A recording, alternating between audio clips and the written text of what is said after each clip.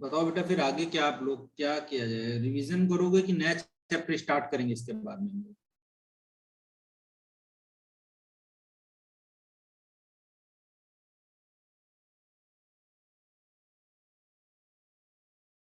दो चैप्टर आपके बचे हुए हैं मोटे मोटे, कि एक जो है आपका बायोमोलिक्यूल और दूसरा जो बचा हुआ है वो है आपका न्यूरल कंट्रोल एंड कोऑर्डिनेशन। बाकी सारा तो मैंने डिस्कस कर लिया। ठीक है?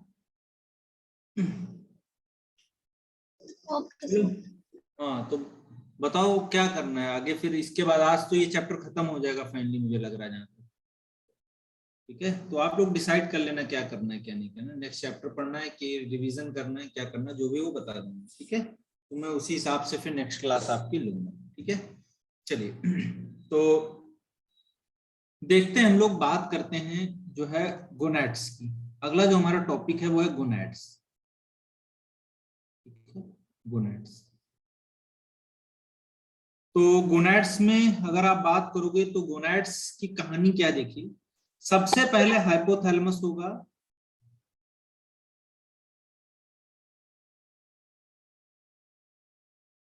क्या होगा? हाइपोथैलेमस होगा।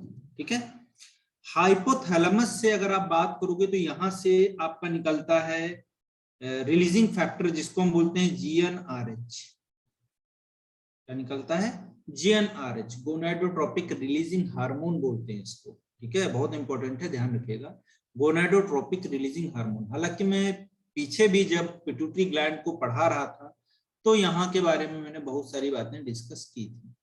तो गोनैड से निकलेगा क्या? हाइपोथैलेमस से आप देखोगे, सॉरी, हाइपोथैलेमस से क्या निकलेगा? GnRH निकलेगा। ये GnRH काम कहाँ करेगा जाके? तो आप बोलोगे ये काम करेगा एंटीरियर पिट्यूटरी के पास।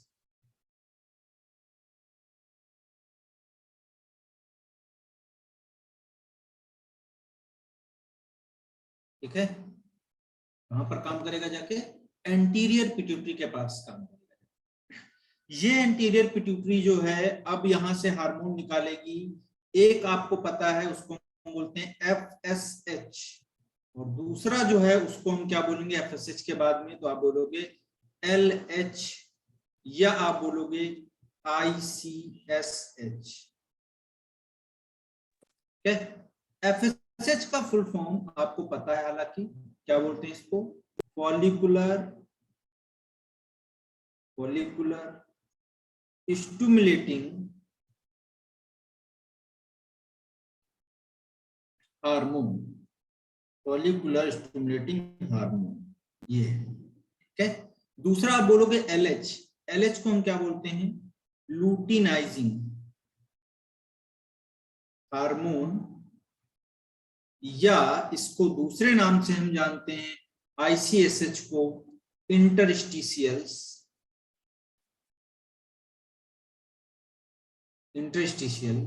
Sales stimulating hormone.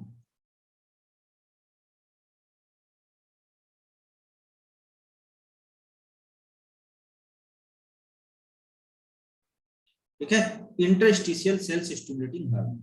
तो ये कहानी हो जाएगी आपके किसमें? LH या ICSH। ठीक है, तो ये दोनों हार्मोन का रोल क्या है मेल और फीमेल गोनैड्स के केस में, उसकी जरा हम बात करते हैं। गोनैड्स का मतलब बेटा कुछ नहीं है, आप ऐसे याद रखो, मेल में गोनैड्स जो होते हैं उनको हम टेस्टिस बोलते हैं, और जो फीमेल है उसमें गोनैड्स जो है उनको हम ओवरी बोलते हैं। यानी कि गोनैड जो है वो टर्म हम उस स्ट्रक्चर के लिए यूज करते हैं जो डायरेक्टली कहीं ना कहीं पार्टिसिपेट करता है गैमेटोजेनेसिस में। इसमें गैमेटोजेनेसिस में, और गैमेटोजेनेसिस दो तरीके से है, एक आप बोलोगे मेल में और दूसरा फीमेल में। मेल में जो गैमेटोजेनेसिस है उसको हम बोलते हैं स्पर्मेटोजेनेसिस। क्या बोलते हैं? स्पर्मेटोजेनेसिस। और फीमेल में अगर आप बात करोगे तो उसको बोलते हैं ओजेनेसिस। ठीक है, तो ये कहानी है इसकी। ठीक है, ये कहानी है आपकी गैमेटोजेनेसिस और जो है आपका ओजेनेसिस और स्पर्मेटोजेनेसिस।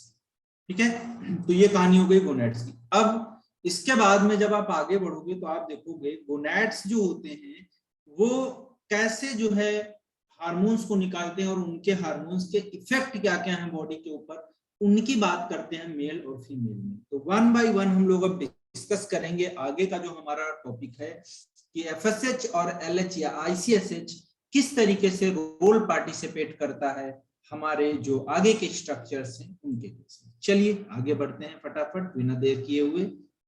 देखिए सबसे पहले हम बात करते हैं एफएसएच की। एफएसएच का क्या रोल है? तो देखिए हाइपोथैलेमस है, हाइपोथैलेमस से निकला आपका जीएनआरएच, जीएनआरएच पहुंचा जाके किसके पास? एंटीरियर पिट्यूटरी के पास में।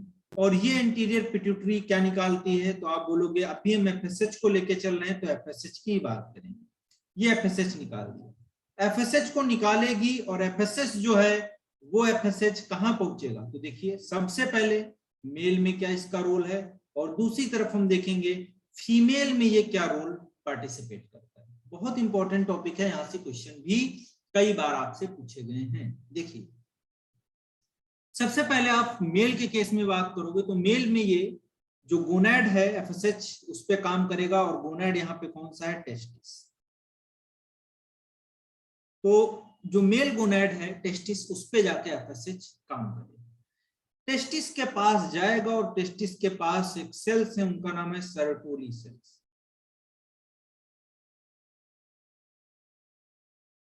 कौन सी सेल्स हैं? Sertoli cells. ये सर्टोली सेल्स क्या करेंगी? तो आप बोलोगे ये स्पर्मेटोजेनेसिस करेंगे।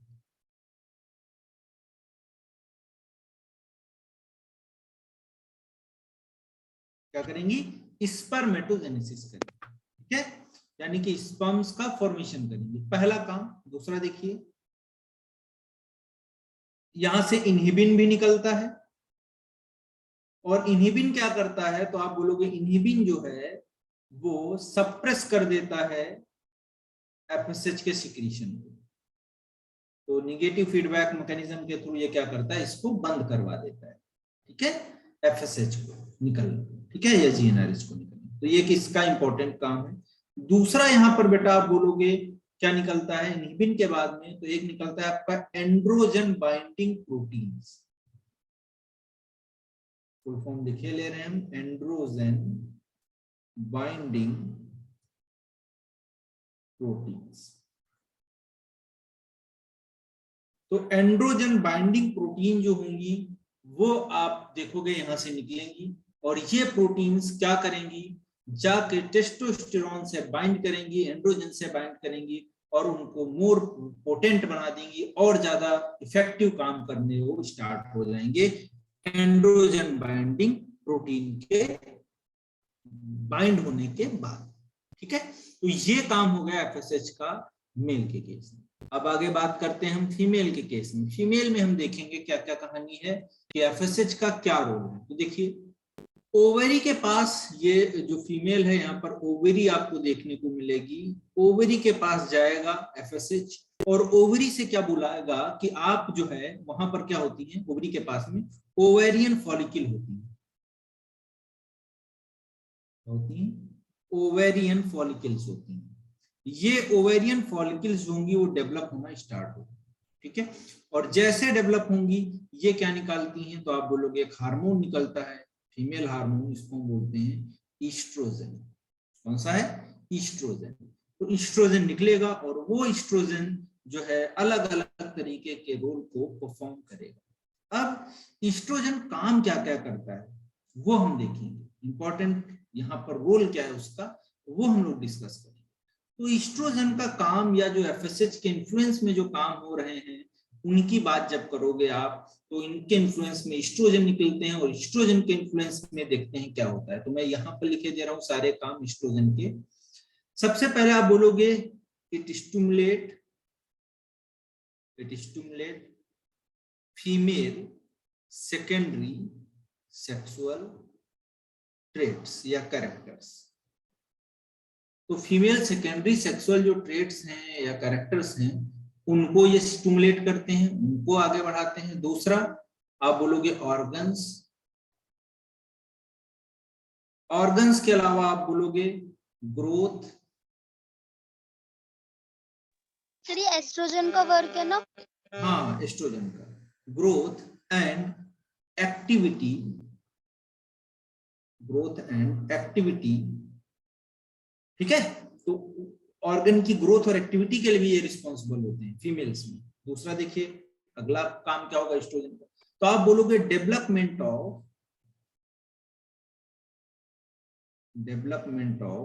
इसका डेवलपमेंट, तो आप बोलोगे डेवलपमेंट ऑफ ग्रोविंग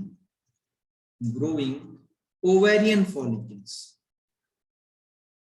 तो ओवेरियन जो फॉलिकल्स हैं उनको भी ये डेवलप कराने में हेल्प करते हैं, कौन, oestrogen.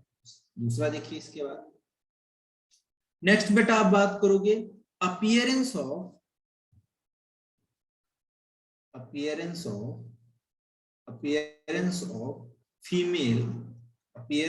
Female secondary sex characters या ट्रेट्स। तो ये भी इनके इन्फ्लुएंस में आते हैं प्यूबर्टी के टाइम पे। जैसे हाई पिच वॉइस हो गया, फीमेल्स के अंदर हाई पिच वॉइस होता है, तो वो इसकी वजह से होता है, ठीक है। फिर देखिए अगला जो मेमोरी ग्लैंड्स हैं, है ना, उनका डेवलपमेंट भी देखने को मिलेगा, ठीक है। दूसरा आप बोलोगे यहाँ पर क्या होगा, रेगुलेट होता है फीमेल सेक्सुअल बिहेवियर। यहाँ पर क्या होता है, यहाँ लिखे दे रहा हूँ, रेगुलेट फीमेल सेक्सुअल बिहेवियर। तो ये इतनी सारी चीजें हमें देखने को मिलेंगी ईस्ट्रोजन की वजह से। और ईस्ट्रोजन के काम मैंने लिख दिए हैं, ओवेरियन फॉलिकल्स से ईस्ट्रोजन निकलेगा, जो ग्लैंडोसा सेल्स होंगी उनसे थीका सेल्स वगैरह, और वहां पर आप देखोगे स्टिमुलेट करेगा सेकेंडरी सेक्सुअल ट्रेट्स को, ऑर्गन्स की ग्रोथ और एक्टिविटी के लिए रिस्पॉन्सिबल है। डेवलपमेंट होगा जो है ओवेरियन फॉलिकल्स का, appearance of female secondary sexual traits वो देखने को मिलेगा, मेमोरी ग्लैंड्स का डेवलपमेंट देखने को मिलेगा, और सेक्सुअल बिहेवियर को भी रेगुलेट किया जाएगा एस्ट्रोजन के थ्रू। तो ये सारे काम मेल और फीमेल में अलग अलग जो काम है ये किसके इन्फ्लुएंस में हो रहे हैं, एफएसएच फॉलिकुलर स्टिमुलेटिंग हार्मोन के इन्फ्लुएंस में हो रहे हैं। तो ये एक काम मैंने बता दिया किसका, एफएसएच का। गॉट इट, क्लियर होगा आप लोगों को सारे पॉइंट। अगर कहीं पे कंफ्यूजन है किसी को तो आप बोल सकते हो इसमें। सर यहाँ पर प्रोजेस्टेरोन भी तो निकलेगा ना? नहीं बेटा, एफएसएच के रिस्पेक्ट में अगर बात करोगे तो एस्ट्रोजन निकलेगा, ठीक है। प्रोजेस्टेरोन अलग तरीके निकलेगा, लीस्ट अमाउंट में निकलता है, ठीक है, लेकिन मेनली सर वो प्रोजेस्टेरोन भी निकलता है। ओवरियन फॉलिकल्स होते हैं, मतलब उसी का हार्मोन होता है।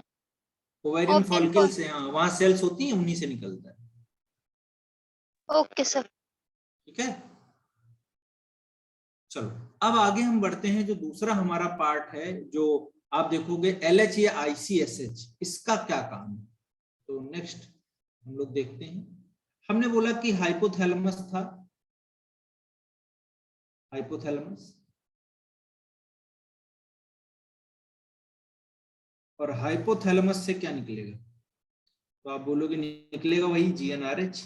तो जीएनआरएच फिर से क्या निकलवाएगा, तो आप बोलोगे ये जाएगा एंटीरियर पिट्यूटरी से, और इससे बोलेगा क्या निकालो आप, एलएच निकालो या आईसीएसएच निकालो, ठीक है। एलएच हम बोलते हैं फीमेल के रिस्पेक्ट में, और आईसीएसएच हम बोलते हैं मेल के केस में, ठीक है। चलिए तो देखते हैं ये एलएच और आईसीएसएच क्या करेगा, देखें। तो सबसे पहले हम देखते हैं मेल के अंदर क्या करेगा ये, और दूसरा हम देखेंगे फीमेल के अंदर इसका क्या रोल है, दोनों में क्या क्या रोल है वो देखते हैं। चलिए तो सबसे पहले मेल की बात करते हैं। तो यहां पर आप बोलोगे टेस्टिस होगा, और यहां पर आप बोलोगे क्या होंगी, ओवरीज, ठीक है। चलिए टेस्टिस की बात करते हैं सबसे पहले। तो टेस्टिस में आप बोलोगे कुछ सेल्स होती हैं, उनको हम बोलते हैं लीडिंग सेल्स। कौन सी सेल्स हैं, लीडिंग सेल्स। ये लीडिंग सेल्स के पास जाएगा, और लीडिंग सेल्स जो होंगी वो क्या करेंगी, या इनका दूसरा नाम देखिए क्या होता है, इंटरस्टिशियल सेल्स,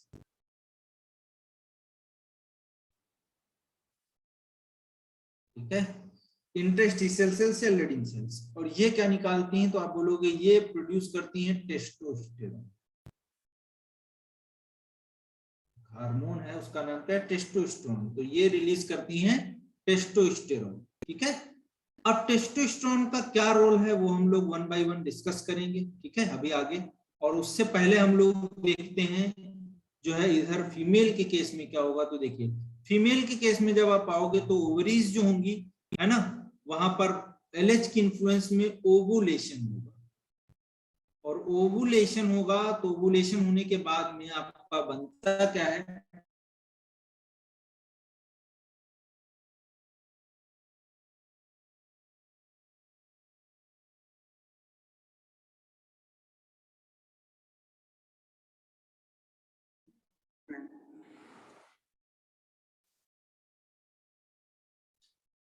तो ओवरी से क्या निकलेगा बेटा, यहाँ पर मैंने बोला ओवुलेशन होगा, आप लोग पढ़ चुके हो 12th में, अभी पढ़े होगे।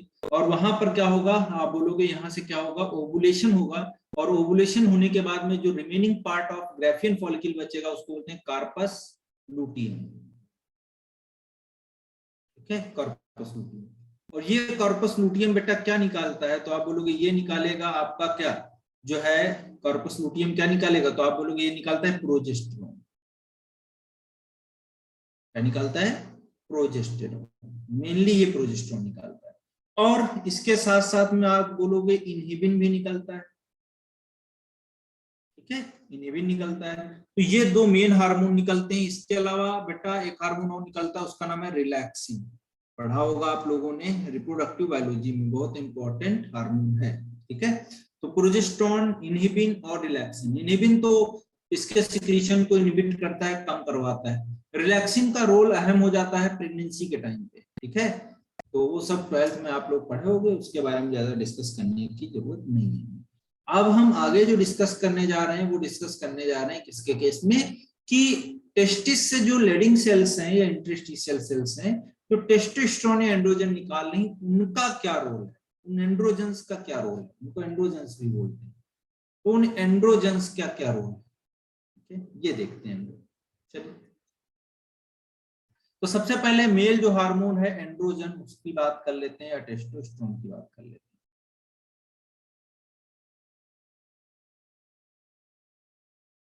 ठीक है, चलिए देखिए, सबसे पहली बात यह है कि यहां पर जो मैचुरेशन और जो है maturation and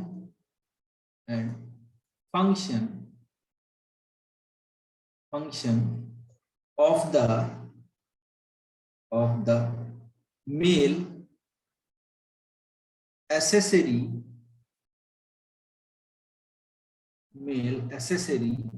sex organ like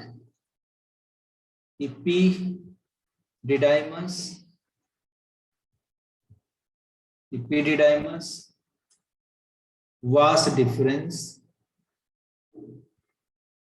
ठीक है, या सेमिनल वेसिकल्स,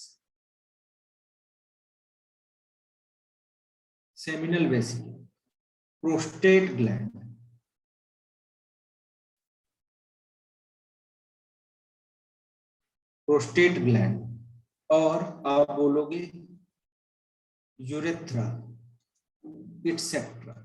तो इनके जो आप बोलोगे एसेसरी सेक्स ऑर्गन्स हैं, जैसे एपिडिडाइमस है, वास डिफरेंस है, सेमिनल वेसिकल्स है, प्रोस्टेट ग्लैंड है, यूरेथ्रा है, इन सब का मैचुरेशन और फंक्शन जो है वो एंड्रोजन के ही प्रेजेंस में होता है। यानी एंड्रोजन अगर नहीं होंगे तो ये मेल जो आप बोलोगे जो मैस्कुलिन जो आपके जो कैरेक्टर्स हैं वो भी डेवलप नहीं हो पाए, ठीक है। तो ये बात एक बहुत इंपॉर्टेंट है।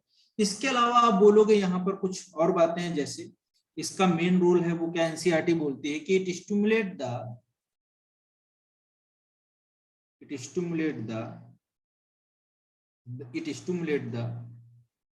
muscular growth,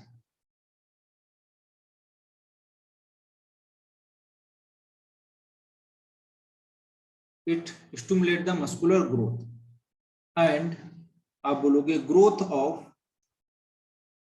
फेशियल हेयर, ठीक है। तो यहाँ पर फेशियल हेयर वो भी यहाँ पर इसी के प्रेजेंस में डेवलप होंगे, आपके जो एंड्रोजन्स हैं उनकी वजह से। और उसके अलावा आप बोलोगे फेशियल हेयर के अलावा एक्सियल हेयर या एक्सिलरी हेयर, आर्म पिट्स के पास में जो होंगे उनकी, उन हेयर्स की बात कर रहे हैं, आर्म पिट जो होते हैं। एक्सिलरी हेयर के अलावा जो एग्रीसिवनेस होता है, ठीक है, एग्रेसिवनेस जो होता है फीमेल्स के अंदर, और लो पिच वाइज जो होती है, सब एनसीईआरटी की पूरी लाइन है, लो पिच वाइज। ये सारे कैरेक्टर किसके इन्फ्लुएंस में होंगे? एंड्रोजन या टेस्टोस्टेरोन के इन्फ्लुएंस में होंगे, ठीक है। दूसरा आप बोलोगे स्पर्मेटोजेनेसिस भी ये हेल्प करते हैं, ठीक है, स्पर्मेटोजेनेसिस भी हेल्प करते हैं। स्पर्मेटोजेनेसिस के अलावा बोलोगे सीएनएस जो होता है, सेंट्रल नर्वस सिस्टम जो होता है, वो इन्फ्लुएंस करता है, वो इन्फ्लुएंस होता है। और उसकी वजह से क्या होता है, टर्म लिखता है एनसीईआरटी लिबिडो, ठीक है, टर्म लिखता है लिबिडो। लिबिडो का मतलब होता है जो मेल सेक्स बिहेवियर होता है उसके लिए भी ये रिस्पॉन्सिबल होता है, लिबिडो के, ठीक है। ये ध्यान रखना, ये टर्म पूछा गया कई बार, लिबिडो क्या है, ठीक है। उसके बाद आप बोलोगे जो एनाबोलिज्म होगी, जो एनाबोलिक इफेक्ट होगा, anabolic effect on protein, on protein, carbohydrate, carbohydrate and आप बोलोगे जो है इसका जो मेटाबॉलिज्म होता है उसको ये कंट्रोल करता है, प्रोटीन का, कार्बोहाइड्रेट का, है ना, इसका जो मेटाबॉलिज्म होगा वो कंट्रोल करेगा, ठीक है। Anabolic effect of on protein, carbohydrate, है ना, मेटाबॉलिज्म,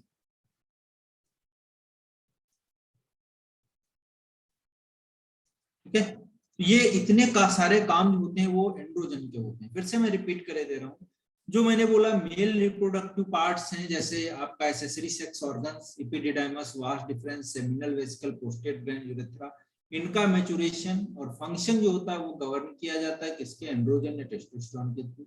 ऐसे आप बोलोगे ये मस्कुलर ग्रोथ जो होता है उसको स्टिमुलेट करता है, फेशियल हेयर का ग्रोथ करता है, एक्सिलरी हेयर का ग्रोथ होता है, एग्रेसिवनेस का जो एग्रेसिवपन होता है मेल्स में उसको सपोर्ट करता है, लो पिच वॉइस को सपोर्ट करता है, स्पर्मेटोजेनेसिस को हेल्प करता है, सीएनएस को इन्फ्लुएंस करता है, मेल सेक्स जो बिहेवियर है उसके लिए लिबिडो बोलते हैं उसको। एनाबॉलिक इफेक्ट जो होता है प्रोटीन और कार्बोहाइड्रेट का मेटाबॉलिज्म में, उसको भी ये क्या करता है? इफेक्ट करता है। तो ये सारे काम जो है किसके इन्फ्लुएंस में हो रहे हैं? इन इन्फ्लुएंस ऑफ टेस्टोस्टेरोन और the group of male sex hormones known as the androgens. Got it? सभी को समझ में आ गई इतनी बात? क्लियर एकदम?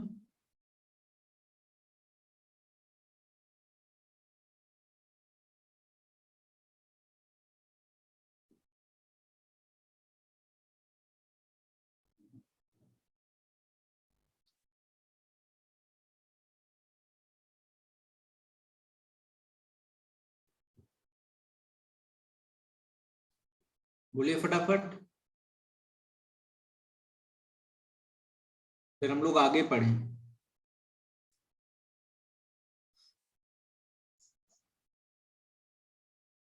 गुरप्रीत, हर्षिता, शिवानी, बेटा कोई लोग बताओगे कुछ?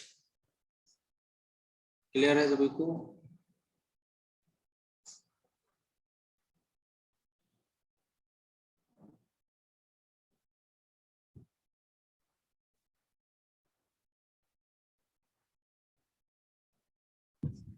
Yes sir.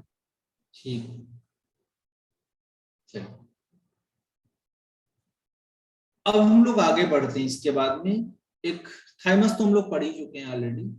अब आगे हम लोग डिस्कस करने जा रहे हैं इसके बाद में जो है आपका मेल में एलएच का रोल बता दिया, फीमेल में, अच्छा एक मिनट देखते हैं ये, फीमेल में तो मैंने बता ही दिया क्या रोल है उसका। चलिए नेक्स्ट, अब इसके बाद में हम देखते हैं एक ग्लैंड हमारा कंपोजिट ग्लैंड है, उसको बोलते हैं पैंक्रियास। पैंक्रियास या इसी को हम बोलते हैं कंपोजिट ग्लैंड।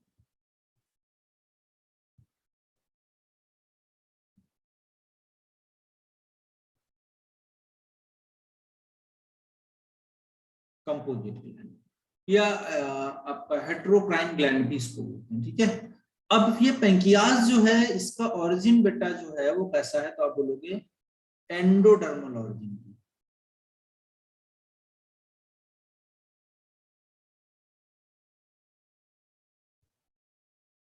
कैसी है? एंडोडर्मल ओरिजिन का, ठीक है। अब देखिए आप इसके बाद में, एंडोडर्मल ओरिजिन के बाद में यहाँ पर आप पैंक्रियाज के केस में बात करोगे तो आप बोलोगे यहाँ पर दो पार्ट। एक देखिए, एक आप बोलोगे एक्सोक्राइन,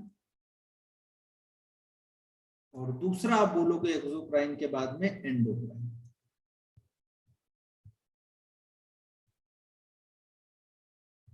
ठीक है, दो पार्ट हैं, एक्सोक्राइन और एंडोक्राइन। एक्सोक्राइन हम ऑलरेडी डिस्कस कर चुके हैं डाइजेशन में, कि यहाँ पर जो है पैंक्रियाटिक जूसेस निकलते हैं। क्या निकलते हैं? पैंक्रियाटिक जूसेस निकलते हैं, ठीक है। और एंडोक्राइन में हमने बोला था कि यहाँ पे बेटा क्या होता है, आइलेट ऑफ लैंगरहैंस।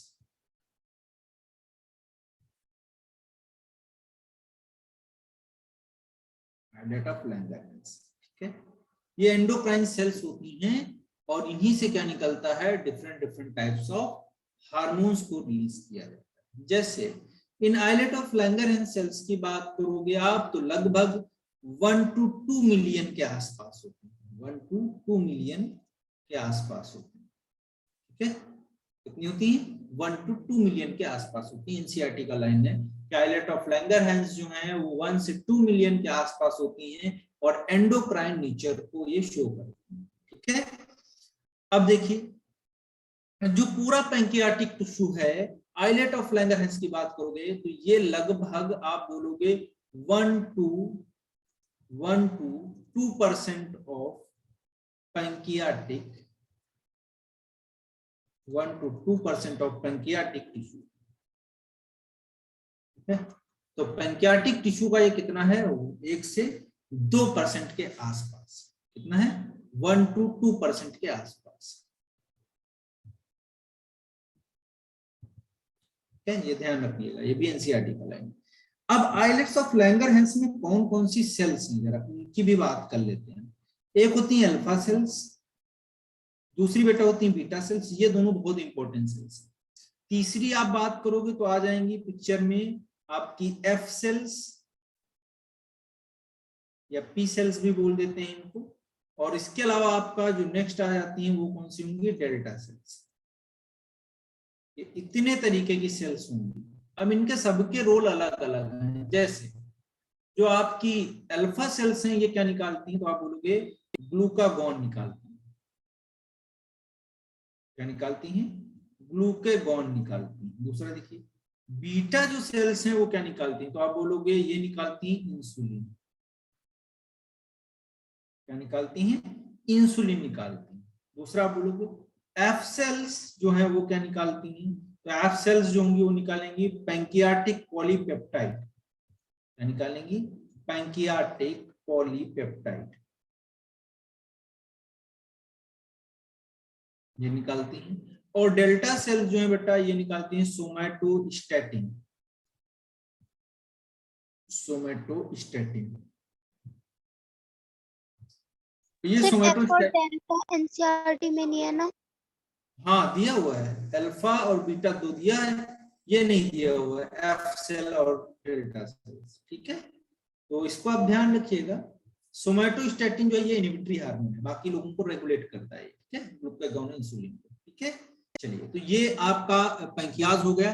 अब इनके रोल बहुत इंपॉर्टेंट हैं, वो हम लोग देखते हैं। एनसीईआरटी बहुत बेहतरीन तरीके से इसको लिखा है, इस पूरे जो है क्या बोलते हैं, इस पूरे टॉपिक को पैंक्रियाज में, इंडोक्राइन में बहुत अच्छा लिखा है। देखिए क्या बोलता है, सबसे पहले ये बोलता है कि अल्फा सेल्स जो हैं, कौन सी cells? Alpha cells. Alpha cells क्या निकालती हैं, तो आप बोलोगे अल्फा सेल्स रिलीजेस, क्या रिलीज करती हैं? Releases glucagon. क्या निकाल दिया इन्होंने? ग्लूकागॉन निकाल दिया। ग्लूकागॉन हार्मोन है, पेप्टाइड हार्मोन। कैसा हार्मोन है? Peptide hormone. अब हमको एक बात और पता चल गई यहाँ पर कि अगर पेप्टाइड हार्मोन है तो इसका रिसेप्टर कहां पर होगा? प्रोटीनेशियस नेचर के जो हार्मोन्स थे उनका रिसेप्टर कहां था? बाहर था कि नहीं? आप बोलोगे मेम्ब्रेन रिसेप्टर था, प्लाज्मा मेम्ब्रेन पे। एक्स्ट्रा सेलुलर रिसेप्टर था कि नहीं था? तो ग्लूकेगॉन एक पेप्टाइड हार्मोन है, इसका रिसेप्टर कहां होगा? एक्स्ट्रा सेलुलर होगा, सेल के बाहर की तरफ। अब ग्लूकेगॉन जो होगा ये करता क्या है, इसका रोल देखते हैं। तो ग्लूकेगॉन जो होता है बेटा वो क्या करता है? तो आप बोलोगे इट मेंटेन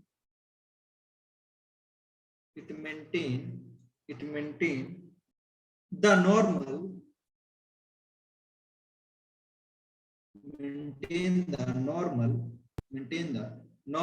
blood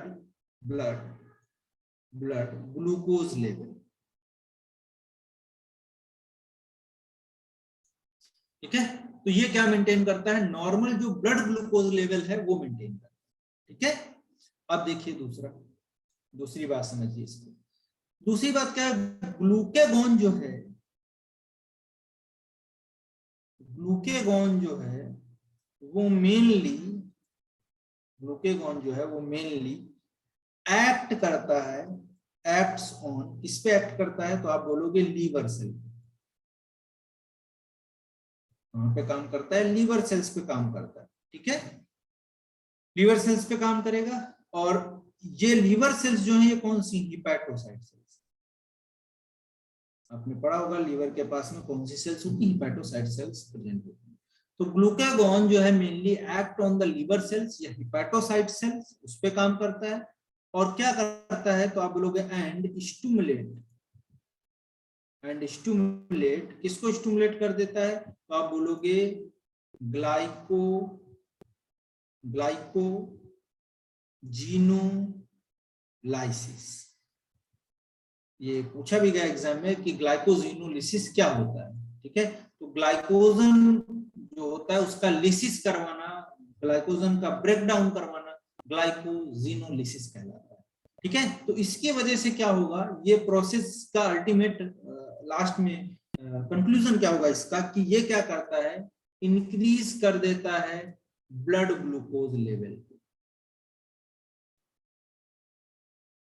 इसको इंक्रीज कर देता है, ब्लड ग्लूकोज लेवल को इंक्रीज कर देता है। ठीक है, तो आप बोल सकते हो कि ग्लूकेगॉन जो है वो एक हाइपरग्लाइसेमिक हार्मोन, ऐसा हार्मोन है। ग्लूकेगॉन जो है वो कैसा है? आप बोलोगे हाइपरग्लाइसेमिक। बहुत इंपॉर्टेंट बात, हाइपरग्लाइसेमिक ऐसा हार्मोन है, हाइपरग्लाइसेमिक। ठीक है, ऐसा हार्मोन है हाइपरग्लाइसेमिक, यानी कि ब्लड में ग्लूकोज के लेवल को ये क्या करता है? एनहांस करवा देता है, इंक्रीज करवा देता है। इसी के लिए हम इसको क्या बोलते हैं? It is known as hyperglycaemic hormone. ठीक है, सर इससे इसके कोई अलावा प्रॉब्लम भी हो सकती है?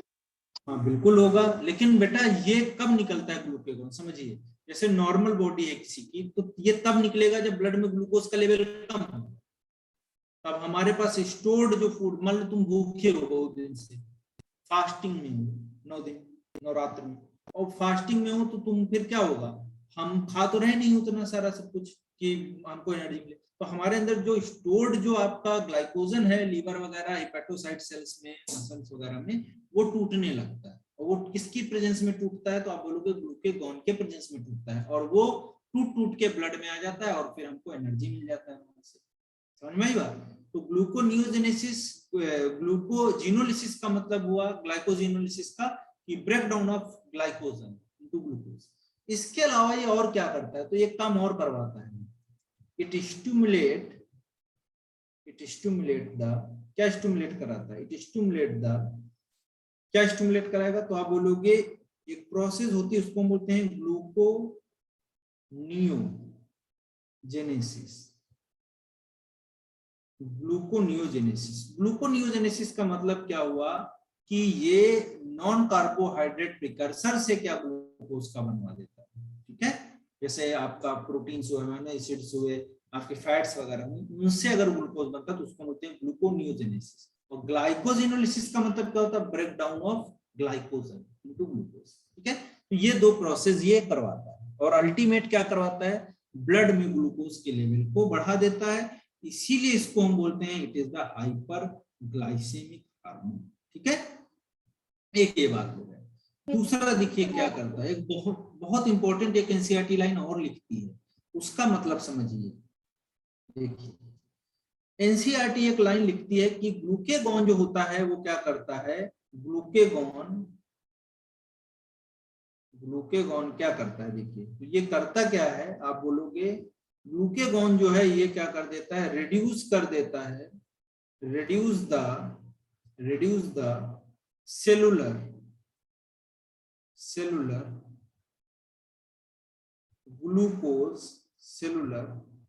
glucose uptake and utilization। इसका मतलब क्या हुआ भाई, कि ये जो सेलुलर, मान लो ये कोई सेल है, ये सेल है, तो सेल क्या करती है, ग्लूकोज को लेगी इसको ब्रेक डाउन कराएगी, काम को। लेकिन ये क्या करता है, ग्लूकेगॉन सेलुलर अपटेक को कम कर देता है, जिससे ब्लड में ग्लूकोज के लेवल को बढ़ाया जा सकता है, इसलिए सेलुलर अपटेक को कम करता है। या तो सेल में रहेगा ग्लूकोज, या तो यहाँ रहेगा ब्लड में। तो जब सेल में आपका अपटेक घटा देगा, ये रिड्यूस कर देगा cellular uptake of glucose and utilisation, तो आप बोलोगे ब्लड में ग्लूकोज का लेवल बढ़ जाएगा कि नहीं बढ़ जाएगा। तब भी ये हाइपरग्लाइसेमिक हुआ कि नहीं हुआ, बताइए जरा मुझे, समझ में आया सभी को ये बात? Yes sir. क्लियर है एकदम?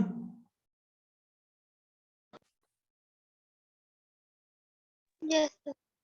चलें आगे बढ़े। पहला हार्मोन हमारा ग्लूकेगॉन हो गया। अब दूसरे हार्मोन की तरफ बढ़ते हैं, उसका नाम क्या है, तो आप बोलोगे वो है इंसुलिन। इंसुलिन ग्लूकेगॉन से भी इंपॉर्टेंट, देखिए कैसे। तो यहां पर देखते हैं इंसुलिन, इंसुलिन की कहानी क्या है। देखिए इंसुलिन जो होता है वो बेटा रिलीज किया जाता है किसके थ्रू, तो आप बोलोगे जो बीटा सेल्स थी वहां से निकलेगा, बीटा सेल्स इंसुलिन को रिलीज करती हैं। इंसुलिन भी एक पेप्टाइड हार्मोन है, और पेप्टाइड हार्मोन है अगर, तो इसका भी रिसेप्टर कहां पर होगा, आपको पता है कहां पर होगा, बोलिए। सेल के बाहर होगा, तो इसको हम क्या बोलेंगे, एक्स्ट्रा सेलुलर रिसेप्टर। कहां पर होगा, सेल के बाहर होगा, तो इसको हम क्या बोलेंगे, एक्स्ट्रा सेलुलर रिसेप्टर। ठीक है। अब दूसरा देखिए, पेप्टाइड हार्मोन है, इंसुलिन निकला, निकलने के बाद ये इंसुलिन क्या करेगा, तो आप बोलोगे ये रेगुलेट करता है, इट रेगुलेट द, क्या रेगुलेट करता है, तो आप बोलोगे ग्लूकोज होम्योस्टेसिस।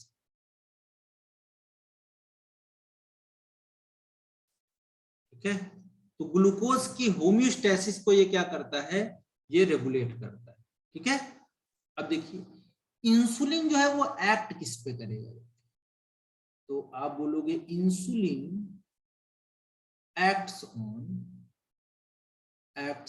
किस पे काम करेगा, तो आप बोलोगे mainly acts on hepatocyte sales,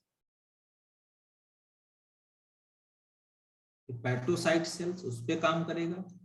और उसके अलावा आप बोलोगे एडिपोज सेल्स के पास काम। ठीक है, तो दो जगह पे ये मेनली काम करता है, एक आपका हिपैटोसाइट सेल्स और दूसरी एडिपोसाइट सेल्स, फैट सेल्स जो। ठीक है, यहाँ दो जगह काम करेगा। अब इंसुलिन का काम देखिए क्या है, रोल देखिए कैसे इंपॉर्टेंट हो जाता है। तो इंसुलिन जो है वो इंसुलिन इनहेंस कर देता है किसको, सेलुलर अपटेक को, सेलुलर अपटेक किसका, तो आप बोलोगे of glucose, it enhance the cellular uptake of glucose, यानी कि सेल अब ज्यादा से ज्यादा ग्लूकोज को लेगी और उसको यूटिलाइज करेगी, एंड यूटिलाइजेशन।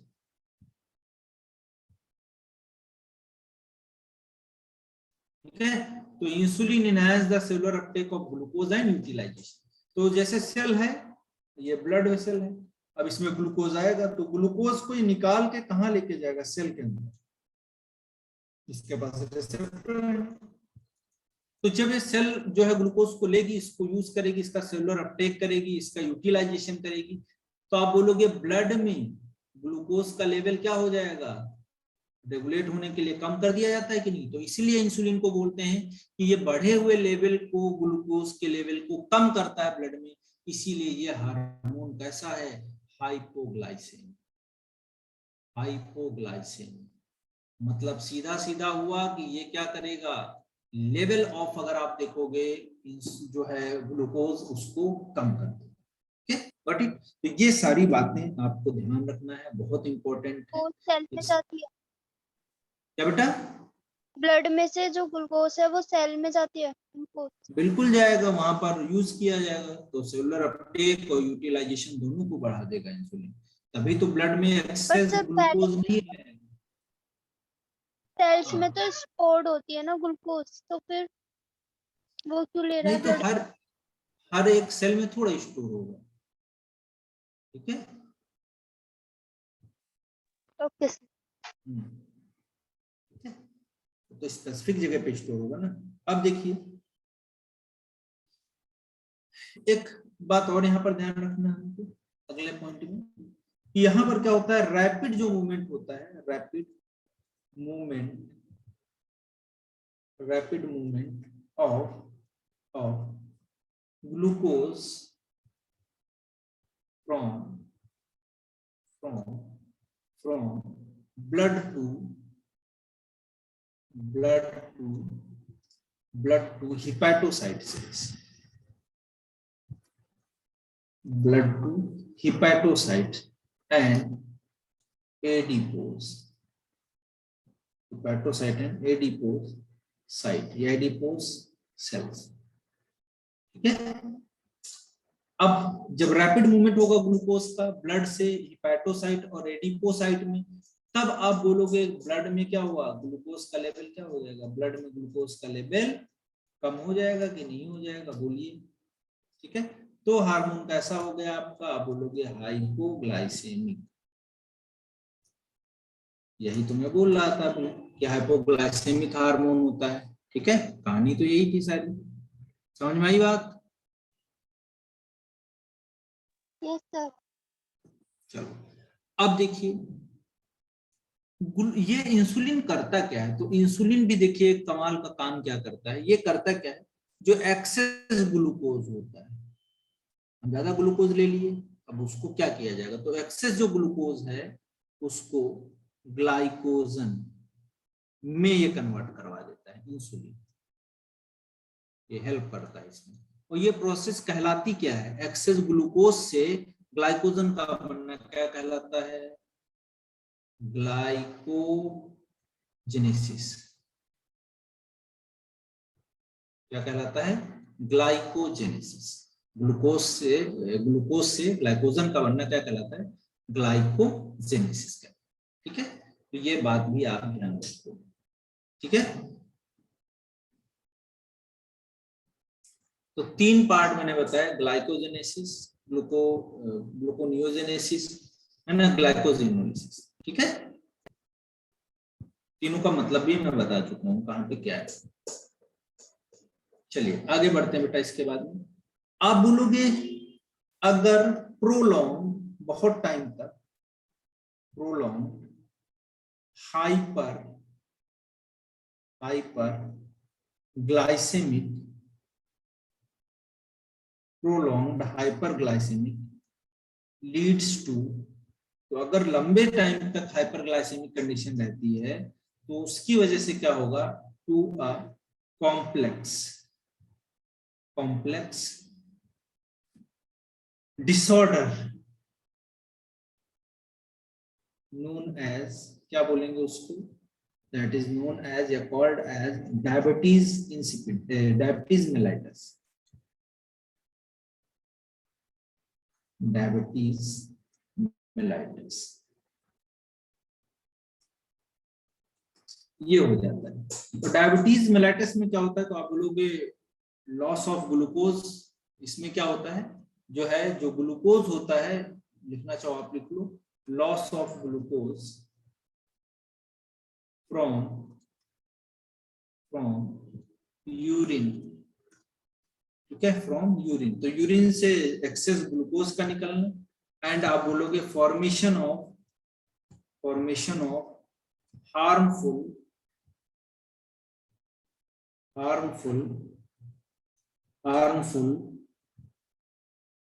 कंपाउंड्स, कुछ कंपाउंड्स भी बनते हैं, उनको बोलते हैं कीटो बॉडीज या कीटोन बॉडीज।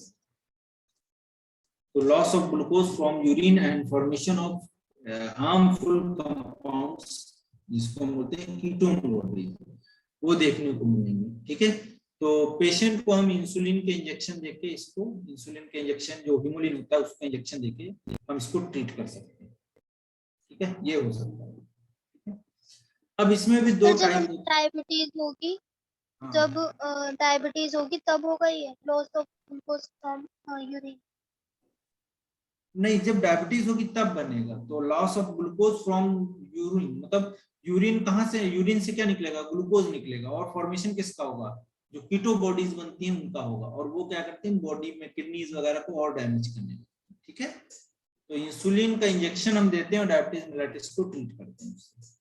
और ये दो तरीके का होता है, type first and type second. ठीक है, उतना जानने की जरूरत नहीं है, आप इतना याद रखो। ठीक है, तो ये आपका चैप्टर यहीं पे क्लोज होता है। इसके अलावा आपके यहाँ पे कुछ बातें और ध्यान रखिएगा। आप एनसीईआरटी में जाओगे तो आपको मिल जाएगा, एक टॉपिक है उसमें कि जो कुछ सेल्स हैं हार्मोन से रिलीज करने वाले,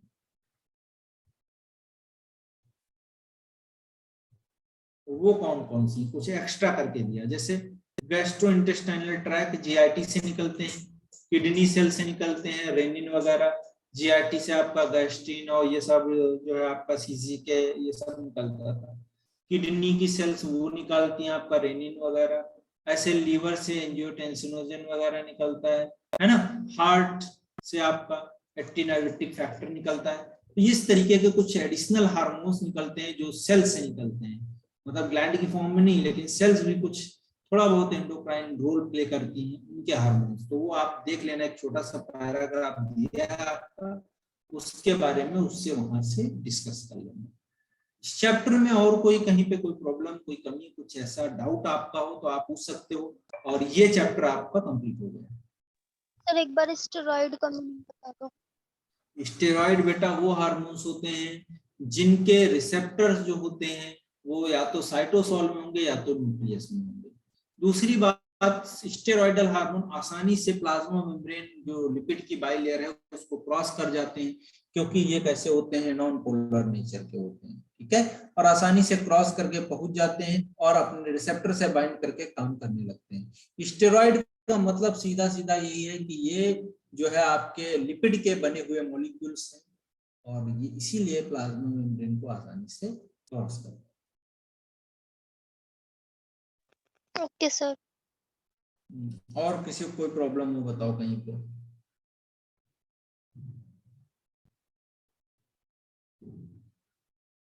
किसी कोई डाउट हो बेटा पीछे आगे कहीं पर भी पूछ सकते हो आप लोग। तैयारी वेरी कैसी चल रही है आप लोगों की, उसके बारे में कुछ डिस्कस करना हो कर सकते हो, क्योंकि अब नया चैप्टर तो स्टार्ट करने का कोई मतलब नहीं है। ठीक है, नया चैप्टर मैं सोच रहा हूँ क्या पढ़ोगे आप, न्यूरल कंट्रोल एंड कोऑर्डिनेशन की बायोमोलिक्यूल। सर बायोमोलिक्यूल करा दो। बायोमोलिक्यूल करवा दें, ठीक है वो करवा देंगे। हाँ, उससे क्वेश्चन भी करीब करीब आते हैं, 4-5 क्वेश्चन, 4 क्वेश्चन तो आते हैं उससे। ये भी चैप्टर बहुत इम्पोर्टेंट एनसीईआरटी है। में सीक्वेंस से नहीं दे रखा बायोमोलिक्यूल। हाँ, बहुत गंदा लिखा हुआ है इसमें। ठीक है, मैं करवा दूंगा बेटा, कोई इशू नहीं इसका, थोड़ा टाइम लेके 1-2 एक्स्ट्रा क्लास भी लगेंगे उसमें तो करवा दूंगा। ठीक है, बाकी इसके अब इस चैप्टर के सारे क्वेश्चंस प्रैक्टिस कर डालो आप, जो भी जितने भी क्वेश्चंस है ना सब प्रैक्टिस कर डालो। जहां भी प्रॉब्लम आए आप बेझिझक आराम से पूछिए कभी भी कहीं भी। ठीक है, कोई इशू सर नहीं। इस चैप्टर की वीडियो लेक्चर्स भेज देना ग्रुप पे। वीडियो लेक्चर बेटा आज रिकॉर्ड हो गया होगा, फुल मैम से बोल देंगे, मैम आपको डाल देंगी उस पे। ठीक है, लिंक, और लिंक तो शायद यूट्यूब पे मिल जाता होगा आपको, कोई बात नहीं, आप मैं देखता हूँ शेयर करवा दूंगा। ठीक है, ओके सर। और प्रैक्टिस कर रहे हो क्वेश्चंस की कि नहीं? Yes sir. हाँ, क्वेश्चंस हो रहे हैं कि नहीं इसके एंडोक्राइन के जो पढ़ाए हैं? Yes sir.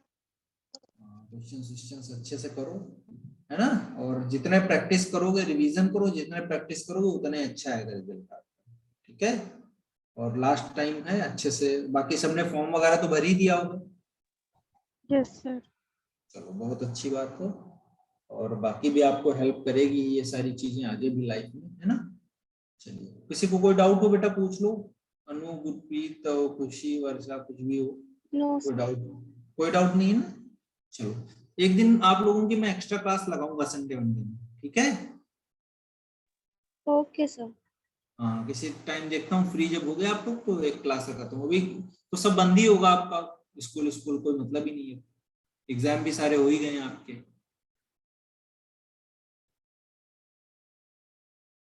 Yes sir. हाँ, ठीक है, फिर लेते हैं किसी दिन एक्स्ट्रा क्लास। आज के लिए यही तक रखते हैं फिर हम लोग, है ना। ठीक है, ओके सर।